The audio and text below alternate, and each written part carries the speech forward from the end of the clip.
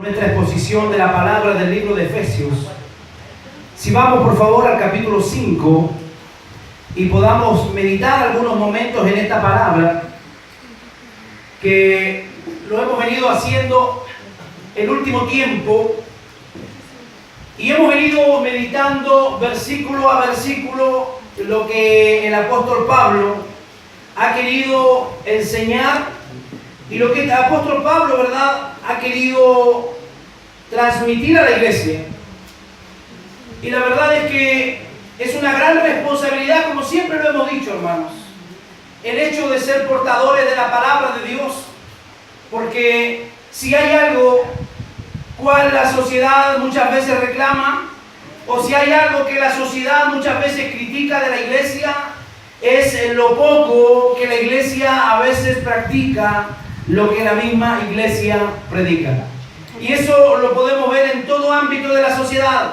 No solo se ve en las iglesias evangélicas, sino también se ve en las iglesias de distintas denominaciones, donde se ven y se manifiestan distintos tipos de pecados, distintos tipos de maldades, porque mientras el hombre no tenga a Dios en su corazón, el hombre va a ser un continuo personaje lleno de pecados, lleno de errores y lleno de faltas. Pero cuando el Señor viene a nuestra vida, Él nos cambia de una manera poderosa. ¿Se acuerdan que la última semana vimos los primeros versículos, los primeros 3 versículos de la carta de Pablo en el capítulo 5, donde el apóstol hablaba de algunas situaciones de pecado y donde él dejaba claro que hay algunas manifestaciones? Cuando hablamos del pecado, hablamos de todo aquello que va contra la soberanía y que va contra la voluntad de Dios, sea grande o sea pequeño, porque hay gente que califica y que clasifica los pecados como pecados mortales, como pecados grandes o pequeños. La Biblia nos enseña y nos dice que el pecado es pecado cualquiera sea su tamaño y cualquiera sea su dimensión. También la Biblia nos dice que todos los pecados le son perdonados al hombre, menos uno, que es blasfemar o hablar mal contra el Espíritu Santo. Atribuir una obra netamente de Dios al diablo, eso es una blasfemia, y eso dice que no tiene perdón ni en esta vida, ni en la vida venidera. Pero hay pecados que de alguna manera veníamos viendo la semana pasada, que se van entrelazando, como lo dijimos, la fornicación, la avaricia, como lo dijimos, la envidia. Y de alguna manera el apóstol Pablo a nosotros nos enseña que nosotros debemos huir de eso, porque nos clarificaba que todo pecado que el hombre comete contra el cuerpo es un pecado que el mismo hombre se va dañando, ya que el cuerpo es templo del Espíritu Santo. Amén. Dios no habita hoy en los templos hechos por el hombre. Dios no habita hoy en las denominaciones. Dios no habita en los grandes edificios, sino que hoy Dios habita en el corazón del hombre y la mujer. Como lo decía alguien ayer allí en la plaza, ¿verdad? Bajo unas copas, decía, es que yo soy, decía la iglesia, decía un caballero que estaba ahí, decía, con el hermano Juanito nos hablaba y nos decía, es que yo soy, decía él tiene razón, es verdad. Pero en la condición que muchos se encuentran de pecado, no puede ser que Dios habite en un cuerpo así. No puede ser que Dios habite en un cuerpo donde hay maldad, donde hay vicio, donde hay tanta cosa negativa. Por eso es importante lo que el apóstol Pablo aconseja a la iglesia de Éfeso. Y lo que Pablo aconseja es que la iglesia cada vez tiene que ir siendo mejor. Es que el cristiano cada vez debe ir siendo mejor. Y a veces la gente dice, oye, ahora que tú te metiste a la iglesia, le dicen a la gente, te lavaron el cerebro. No, en la iglesia no se lava el cerebro a nadie. Lo que pasa es que la palabra de Dios a nosotros nos enseña cómo es que nosotros debemos caminar y cómo es que debemos conducirnos. Amén. Vamos a tomar hoy desde el verso 4 en adelante del capítulo 5. Dice, ni palabras deshonestas, ni necedades, ni truhanerías que no convienen, sino antes bien acciones de gracia. La verdad, hermano, es que hoy día es muy vergonzoso lo que ocurre. Cuando hablamos de palabras obscenas, estamos hablando de aquellas palabras que son vergonzosas. Estamos hablando de toda palabra o expresión contraria al pudor y a la decencia. Y a lo mejor a usted esto le parece de alguna manera familiar, porque es lo que a diario nosotros nos estamos enfrentando. Amén. En el trabajo, todo el mundo habla en doble sentido. En la universidad, en el liceo, los niños están bombardeados por vanas palabras están bombardeados por palabras deshonestas. En la música, hoy día estamos bombardeados, ¿verdad?, con palabras y mensajes que van contra, hermano, la moral y que van muchas veces contra la honestidad de la gente. Exhorta, dice Tito capítulo 2, del verso 6 al 8. Exhorta asimismo a los jóvenes a que sean prudentes. ¿Cuántos jóvenes hay aquí? Levante la mano, a ver. Gloria a Dios. A ver, ¿cuántos jóvenes hay aquí? Vamos, vamos. Si usted se siente joven, levante la mano. Gloria a Dios. Uno siempre se siente joven, aunque el cuerpo a veces no le responde, ¿verdad? Pero uno se siente en su interior joven. ¿Qué dice la Biblia a los jóvenes? Exhorta a los jóvenes a que sean prudentes. Acompáñenme con Tito 2, del 6 al 8. Palabra sana y reprochable, de modo que el adversario se avergüence y no tenga nada malo que decir de vosotros. Asimismo, exhorta a los jóvenes a que sean prudentes. ¿Cómo tienen que ser los jóvenes? Prudentes. Oiga, ¿por qué será que a los jóvenes nos cuesta ser prudentes? Como que siempre estamos acostumbrados a que la piensa y la dice.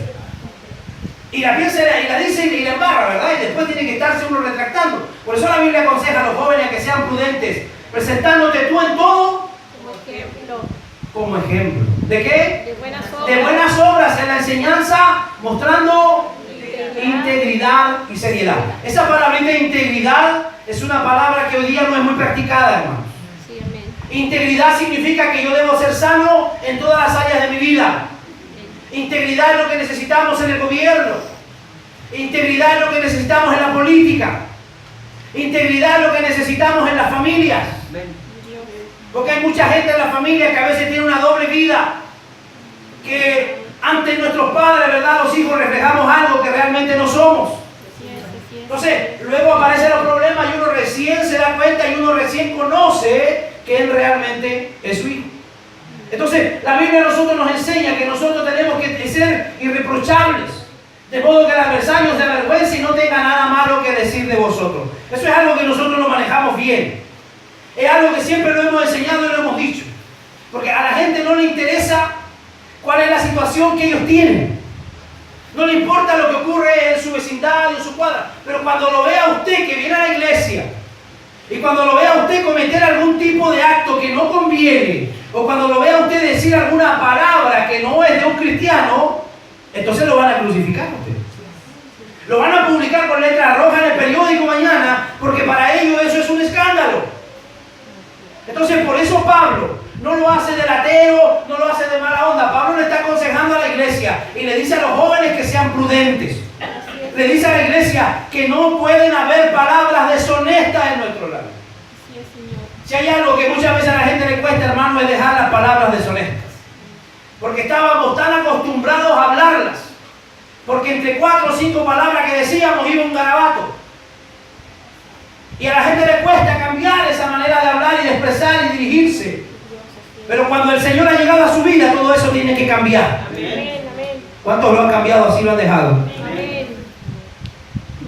Hay una exhortación cuando Dios se le aparece a un profeta y lo santifica, dice la Biblia, y le quema los labios con un carbón encendido para poder santificar y para poder purificar su manera de hablar.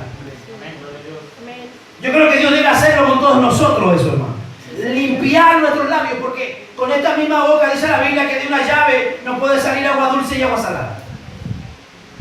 Difícilmente usted iría a buscar agua una llave donde usted sabe que sale agua dulce y agua salada mezclada. Bueno, lo mismo es el cristiano, de nuestra boca nos puede salir bendición y maldición al mismo tiempo. Sí, Señor, amén. Dice que algunos maldecimos con esta boca y bendecimos a nuestros hermanos. Así que dile que está a tu lado bien serio, cuidado con lo que dices.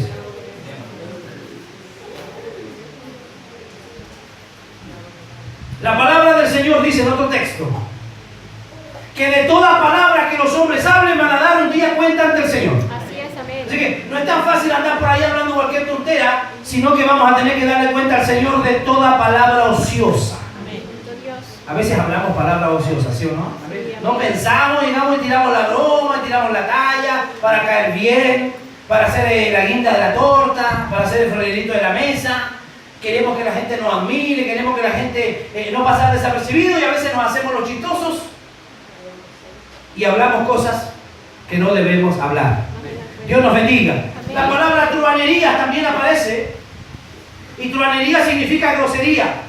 Según la Biblia de las Américas, disparates, decir bufonadas, burlarse. A veces en la iglesia hay personas que son truhanes, que les gusta burlarse de los demás. Cuidado con eso, hermano. Porque eso es algo que es diabólico. Cuando tú te burlas de tu hermano, te estás burlando de la creación de Dios. Mira que está a tu lado, mira en un momento que está a tu lado, haz ese ejercicio. Ese hermano que está sentado al lado tuyo es creación de Dios. Esa señora que usted tiene en su casa es creación de Dios. Esos hijos que usted tiene ahí frente a su mesa cuando usted almuerza son creación de Dios y ellos merecen respeto. Nosotros no podemos estarnos burlando de nuestros hermanos. La palabra lleva la idea de lo tosco, grosero, del lenguaje bajo, del lenguaje vulgar. Las truhanerías se dirigen contra la modestia, contra la castidad y contra toda cosa virtuosa. Ataca la obediencia a Dios y el respeto por los padres y el respeto a la ley. La virtud de la mujer es un objeto de mucho desprecio. Hoy día basta solo escuchar un reggaetón y usted se da cuenta cómo la mujer es denigrada. Usted se da cuenta cómo la mujer es insultada, cómo es tratada muchas veces como perra y otros adjetivos que usan aquellas personas que practican este tipo de música. Y eso a veces está en nuestros oídos y eso de alguna manera va, hermano, influenciando y va viciando lo que hay en nuestra mente. Y va viciando lo que hay muchas veces, hermano, en el corazón de la gente. Esa información es la que va quedando en el subconsciente y luego eso viene a dar fruto.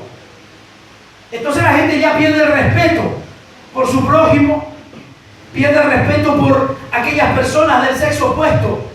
Cuando la Biblia dice que a la mujer se le debe tratar como a un vaso frágil. Dice así su Biblia, ¿no? Amén. Así dice la Biblia, que a la mujer hay que tratarla con mucha honra como a un vaso frágil. Pero cuando tú escuchas este tipo de canciones hoy día, ¿qué es lo que hace con la mujer? La denigra. Si no dice el apóstol Pablo, no debemos hablar esas palabras, sino antes bien acciones de gracia. ¿Qué es lo que debe haber el cristiano? Acciones de gracia. Es muy difícil que alguien que esté amargado sea una persona agradecida. Es muy difícil que alguien que tenga una vida llena de amargura, que alguien que tenga una vida llena de miseria, que alguien que tenga una vida llena de rabia, es muy difícil que sea un agradecido. Por eso es importante que nosotros podamos abrir nuestro corazón ante el Señor. Podamos entregarle a Dios todas nuestras frustraciones. Podamos entregarle a Dios todos nuestros fracasos para poder caminar por la vida con gratitud. Y usted me dirá, bueno, pastor, ¿y yo de qué tengo que ser agradecido? Hay muchas cosas por las que hay que agradecer. Usted me dirá, oiga, amigo, yo no tengo trabajo. Otro me dirá, mire, yo estoy un poquito enfermo, pero está vivo. Tiene una linda familia. Tiene un techo donde poder dormir. Tiene alimentos para poder servirse en su mesa. Entonces, con todo eso, uno debe estar más que agradecido con el Señor. El salmista decía, bendice alma mía Jehová y no olvide ninguno de sus beneficios. Porque el hombre es tentado a olvidar. Usted hoy día ayuda a alguien y mañana ni lo saludan en la calle. Usted hoy día presta a alguien y mañana ni lo saluda. Porque es la tendencia del ser humano. Pero David decía, bendice alma mía Jehová y no te olvides de ninguno de sus favores. ¿A cuántos aquí Dios le ha hecho favores? A ver. ¿Sabéis esto? ¿Qué relación tiene la gratitud con las palabras deshonestas? Las personas que usan palabras deshonestas no tienen en cuenta a Dios. Son personas ingratas. Vamos a ver qué es lo que dice 2 de Timoteo capítulo 3 verso 2. ¿Hay alguien aquí que sea ingrato? Levanta la mano, ¿eh? ¿Nadie es ingrato? 2 de Timoteo 3, 2, ¿qué dice? Porque habrá hombres. Léalo, ¿cómo serán esos hombres? Amadores de sí mismos, o sea, egoístas, ávaros, vanagloriosos, soberbios, blasfemos, desobedientes a los padres, ingratos, impíos. Algunos dirán, están hablando de mi hijo, ¿no? Otros dirán, está hablando de mi sobrino, pastor. Porque este tipo de cosas se ven hoy día en la sociedad. Hombres amadores de sí mismos, que no le importa el sufrimiento de los demás. Que no le importa que mamá o papá estén sufriendo. No, yo me meto droga nomás. Yo me meto al vicio, no importa que sufra. Hay gente amadora de sí mismo. Gente avara, que quiere todo para ellos, que no le interesa el sufrimiento de los demás. Vanagloriosos, que viven una vida que no es. Que tratan de mostrar una apariencia de algo que no son. Una gloria que es vana. Soberbios, que sabe que está mal, pero no quiere cambiar. Blasfemos, que hablan cualquier tipo de tontera. Desobedientes a los padres. De eso no hay aquí, ¿verdad? No. Qué bueno. Ingratos. Esa palabra ingrato significa que no es agradecido, que se olvida de lo que ha recibido. Impíos, sin afecto natural, implacables, calumniadores, interpelantes, crueles, aborrecedores de lo bueno. Esa va a ser la característica de los hombres, de los hijos en los últimos tiempos. Entonces, con urgencia, necesitamos, hermano, enseñar a nuestra familia el poder que hay en la palabra del Señor para poder vivir una vida de gratitud. Tal vez no haya grandes manjares en su mesa, pero hay vida y hay salud. Está usted con sus hijos están vivos. ¿Sabe usted cuánta gente hay que en este mismo momento están perdiendo familiares por una enfermedad? Otros por accidentes. Y la gente está sufriendo y daría todo lo que tienen por poder recuperar a esos familiares que han partido. Entonces hay motivo suficiente para vivir una vida agradecido. ¿Cuántos dicen amén? Dile que está atrás tuyo, sea agradecido, hermano. Dígaselo a que está atrás, dígaselo, sea agradecido por lo que tienes. Verso 5. Pero sabéis esto, que ningún fornicario, inmundo o avaro que es idólatra tiene herencia en el reino de Cristo y de Dios. Es muy importante repetir las verdades bíblicas. Usted a lo mejor dirá que en el versículo, parece que la semana pasada todo habló de eso, es así. Pablo una y otra vez les está recalcando lo mismo a la iglesia, porque lo ve como una necesidad urgente, porque lo ve como algo de lo cual la iglesia debía guardarse. Pablo dice: a mí no me molesto en escribiros las mismas cosas una y otra vez para vosotros, lo dice Filipenses 3:1. Yo no los dejaré de recordarles siempre estas cosas, dice, aunque vosotros las sepáis y estéis confirmados en la verdad presente. Vamos a ver qué dice 2 de Pedro 1:12.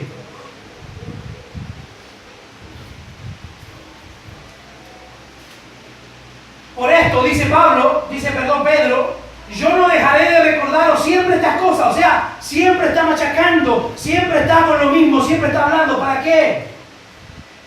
Aunque vosotros las sepáis y estéis confirmados en la verdad presente, pues tengo por justo, en tanto que estoy en este cuerpo, el despertaros con amonestación. Hermano, el trabajo del predicador en la iglesia es amonestarnos una y mil veces. Amén.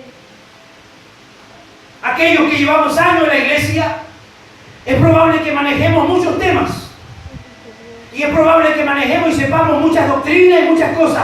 Pero siempre hay algo que Dios tiene que enseñarnos. Siempre hay algo que Dios tiene para nosotros que nos va a dejar. Así que el apóstol aquí dice: no se cansen, porque yo voy a seguir hablándoles hasta que ustedes logren comprender y hasta que ustedes logren vivir lo que se les está enseñando. Sí, diga conmigo: la repetición es necesaria. Esto no quiere decir que el predicador debe tocar algunas cuerdas del violín, sino que las debe tocar todas. Porque el apóstol dice que ningún fornicario, hablamos el otro día de lo que significa fornicario, todo tipo de pensamiento sexual, no solamente una práctica sexual o una relación sexual, sino todo tipo de pensamiento que a veces tenemos lujurioso, todo tipo de pensamiento que va contra la voluntad del Señor, o inmundo o avaro. Hablamos el otro día también de la avaricia, que es un pecado.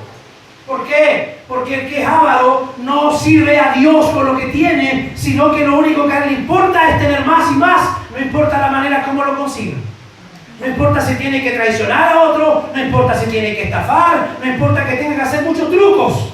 Lo único que él quiere es poder tener más. Y eso es no confiar en Dios. Amén. Así que dígale que está a su lado: no sea avaro. Dice la Biblia de las Américas: porque con certeza sabéis esto, nadie puede dudarlo, acerca de las cuales os amonesto, como ya os he dicho antes, que los que practican tales cosas no heredarán el reino de Dios. Y el apóstol es enfático y le dice en el versículo 6: nadie os engañe con vanas palabras, porque por estas cosas viene la ira de Dios sobre los hijos de desobediencia. Hoy día tenemos un montón de religiones en el mundo. Dicen los que saben y estudian la materia que hay más de 2000 religiones en el mundo. Y todas las religiones dicen tener la verdad. Amén. Pero nosotros sabemos que hace 2000 años atrás hubo uno que dijo: yo soy el camino, yo soy la verdad y yo soy la vida. ¿Cómo se llamó ese personaje? Jesús. Buda enseñó, caminó esta vida, practicó y hoy tiene seguidores, pero Buda murió y ahí está. Así es. Krishna hizo sus enseñanzas, murió y ahí está. Los grandes líderes políticos como Hitler murieron y ahí está. Pero el único que no está en la tumba es Jesús. Porque Él dijo: yo soy el camino, yo soy la verdad y yo soy la vida.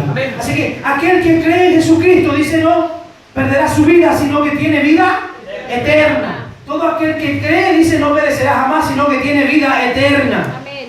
Que nadie os engañe con palabras vanas. Hay muchos allá afuera, hermanos, hablando y diciendo: esto es lo que Dios dice, esto es lo que Dios quiere. Pero el único que tiene la autoridad para decirle a usted lo que Dios quiere es la palabra de Dios. Amén. Es la palabra de Dios, amigo hermano, no es la religión.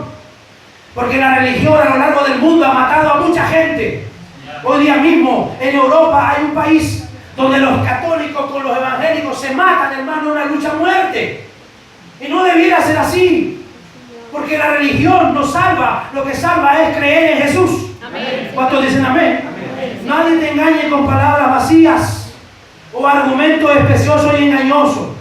Y esto lo digo para que nadie os engañe con palabras persuasivas.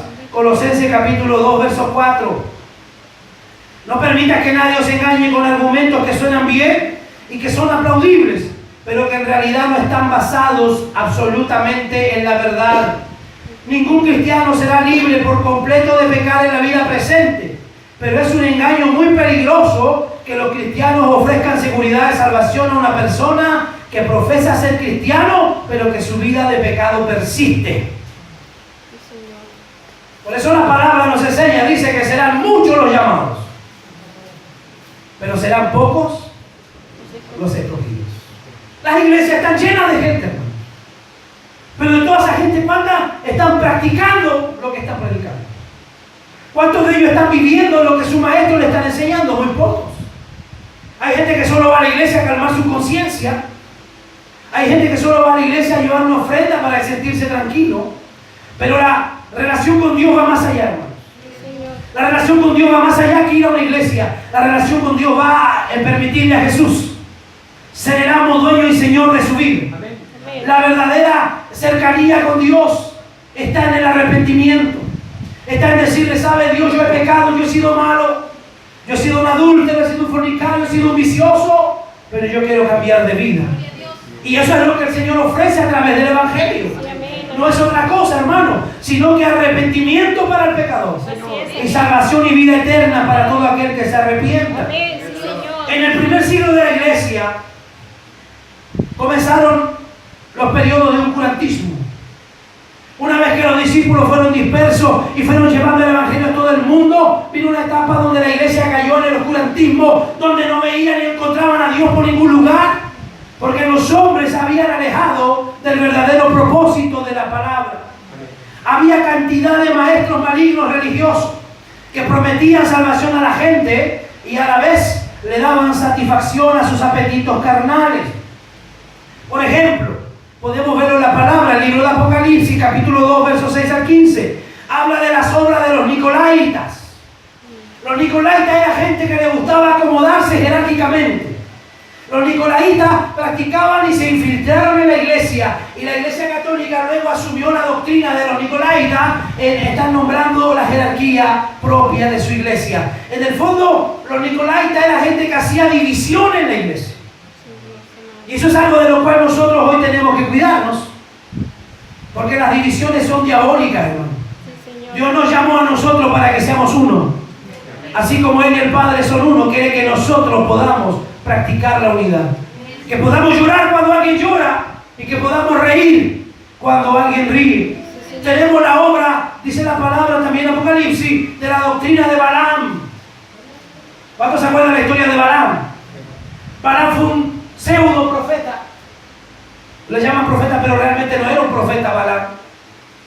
Era una especie de agorero, al cual uno de los reyes de Israel lo fue a buscar y lo llevó para que maldijera el campamento, ofreciéndole una suculenta cuenta de dinero a su causa. Y este hombre se presta para tratar de ir a maldecir a Israel, cosa que Dios no se lo permitió.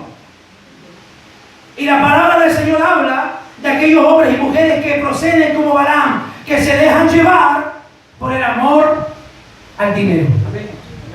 El dinero no es malo, hermano. El dinero es bueno, ayuda para vivir. El amor al dinero es malo. Cuando alguien tiene amor al dinero, porque el amor al dinero, dice la Biblia, que es la raíz de todos los males. Por dinero se mata, por dinero se traiciona, por dinero se destruyen las familias. Cuando queda una herencia, hermano, todos los hermanos divididos. ¿Por qué? Por amor al dinero. Hay que tener mucho cuidado con eso, hermano. Aprendamos a depender de Dios. No sea que el día de mañana le vayan a poner a usted una oferta tentadora y usted vaya a vender y vaya de alguna manera a sortearlo de Dios por quedarse con aquella oferta que se le está realizando. Otra doctrina, aquella mujer Jezabel. Y en varias cartas, mayormente la de Juan, se ve la denuncia de los errores y los engaños de los gnósticos. Los gnósticos eran aquellos que aplicaban la sabiduría y que eran tan sabios que no podían ellos siquiera entender las cosas milagrosas del Señor. Hoy día hay mucha gente así que también se reúne y llegan a las iglesias, hermano, que son incapaces de entender o incapaces de poder comprender los milagros y las maravillas que Dios ha hecho. Sí, Señor. Y algunos dicen, no, yo no creo que este haya cambiado. Y como que de pronto vienen y te tratan de tentar o tratan de ponerte, hermano, para que puedas salirte del camino. Los gnósticos han estado siempre infiltrados en la iglesia. Sí, Señor. Y los agnósticos, que son aquellos que creen en Dios, pero que creen que no es posible que Dios se comunique con nosotros. Son doctrinas que han estado siempre infiltradas en la iglesia. Pero nosotros tenemos que aprender a cuidarnos de ellas. ¿Cómo? A través de la palabra del Señor. Amén. Si usted estudia la palabra, eso le va a enseñar. Nadie os engañe. El verso 7 dice, no seáis pues partícipe con ellos. Que nadie te engañe con vana palabrería. Y no participar con ellos, porque ellos no tendrán ninguna herencia en el reino de los cielos. Y si participamos con ellos, ahora tendremos que participar después con ellos también en el infierno. Así que debemos cuidar, hermano, nuestra creencia, lo que usted cree, lo que usted piensa, lo que la palabra del Señor a usted le ha estado ofreciendo. Verso 8, porque en otro tiempo dice, erais tinieblas. Así es, amén. Cuando estábamos lejos de Dios. ¿Cuántos que alguna vez han estado lejos de Dios? Amén. ¿Alguien ha estado lejos de Dios? Amén. ¿O todos nacieron en la iglesia? No. Tenemos nuestros cuentos, ¿verdad? Tenemos nuestras anécdotas. Tenemos nuestros testimonios, de los cuales a veces hoy no nos avergonzamos, hermanos, de las tonteras que hicimos. Verso 8. Porque en otro tiempo erais tinieblas, mas ahora sois luz en el Señor. Andad como hijos de luz. Tiniebla describe el carácter de la vida de los que no conocen al Señor y carecen por completo de la verdad o de la virtud en cuanto a las cosas intelectuales o morales. El dominio de las tinieblas es presidido por las potestades de las tinieblas, que gobiernan sobre los que están encaminados hacia la oscura y densa eternidad del infierno. ¿Usted sabe cuál es el príncipe de este mundo? Y dice la Biblia que todo el mundo está bajo del poder del maligno. Y es por eso que la sociedad se vuelve cada vez más caótica. Y es por eso que la sociedad cada vez se va volviendo peor. Y sabe, la solución no está en los cambios de gobierno. La solución no está en crear más cárceles. La solución no está en sacar más policías a la calle. La sociedad, hermano, la solución está en que la gente pueda poner su mirada en Dios. Así es, Señor. La solución a esto está en que nosotros, los cristianos, podamos predicarle al que está en tinieblas. Cristo Dios, amén. Porque cuando nosotros estábamos en tinieblas, pensábamos que lo que hacíamos lo estábamos haciendo bien.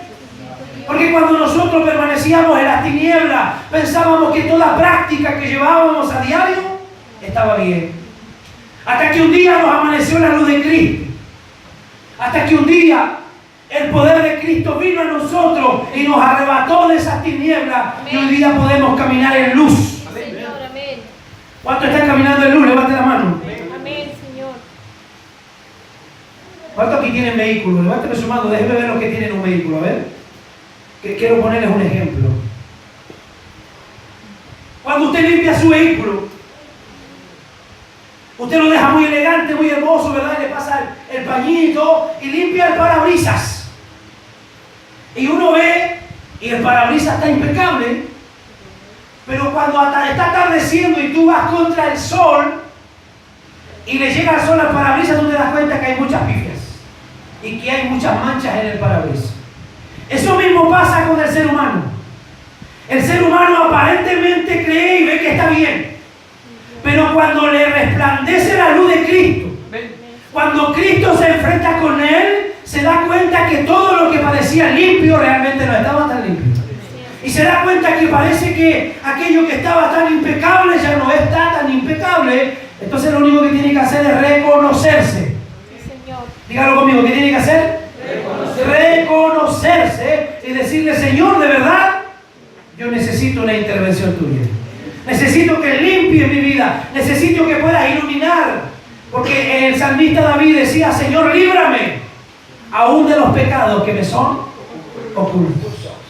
Hay pecados tan ocultos en nosotros que a veces ni siquiera podemos ser capaces de confesarlo, pero que solamente Dios los conoce. ¿Cuántos dicen amén? Amén. De Pablo les recuerda varias veces: estaban en tinieblas y las tinieblas estaban en ellos. Le faltó el conocimiento de Dios. Todo el que está en tinieblas es porque no conoce a Dios. Sí, Señor. Porque Satanás le cegó el entendimiento. Amén. Segunda de Corintios 4:4. Satanás cegó su entendimiento, en los cuales el Dios de este siglo, ¿cómo se llama el Dios de este siglo? Diablo. Satanás es el diablo. Cegó el entendimiento de los incrédulos. ¿Para qué? Para que no le resplandezca la luz del Evangelio de la gloria de Cristo, el cual es la imagen de Dios. Porque no nos predicamos a nosotros mismos. ¿Qué predica la iglesia? A Jesucristo. A Jesucristo como Señor y a nosotros como vuestros siervos por amor de Jesús. Amén. Vuelvo y repito, lo importante no es la iglesia. Lo importante no es la denominación. Lo importante es que Cristo sea predicado. Amén. Porque Cristo es el que va a transformar la vida. Cristo es el que va a sacar las tinieblas y va a manifestar su luz. ¿Cuántos dicen amén? Amén. Pero Cristo vino para vencer al autor de las obras del diablo, y Pablo fue comisionado para convertirle de las tinieblas a la luz de Cristo. Más ahora ustedes son luz en el Señor, andad como hijos de luz. Baste ya el tiempo pasado para haber hecho lo que agrada a los gentiles. Primera de Pedro 4:3. Ahora no somos tinieblas. Por eso tenemos que dejar las prácticas de tinieblas. Antes éramos por naturaleza hijos de la ira. Sí, Señor. Era el destino que les correspondía a nuestra conducta como desobedientes, pero ahora somos hijos de luz. Sí, Señor. Personas de entendimiento y de obediencia. Amén. Escúcheme esto que les voy a decir. Donde hay cristianos, hay luz. Y las personas que obedecen al Evangelio, prende otra luz en un mundo de tinieblas. Déjeme decirle esto. Y ya con esto voy terminando. Aunque usted esté rodeado de tinieblas, aunque usted esté rodeado las 24 horas del día tal vez de gente pecaminosa y pecando, pero si usted tiene en su vida la luz del Evangelio, usted va a poder ser luz en medio de las tinieblas. Porque la palabra del Señor dice que su palabra es lámpara a nuestros pies. Cuando todo está oscuro, lo único que a usted le puede dar luz es la palabra del Señor. Por lo tanto, usted como padre de familia es responsable de llevar la luz del Evangelio a su familia. Usted como persona que viene a la iglesia es responsable de que su familia reciba la luz de Cristo. a través de usted que participa en una iglesia. Bendito Dios. Quiero invitarle a que cierre sus ojos un minuto y podamos dar gracias al Señor por esta pequeña meditación de su palabra.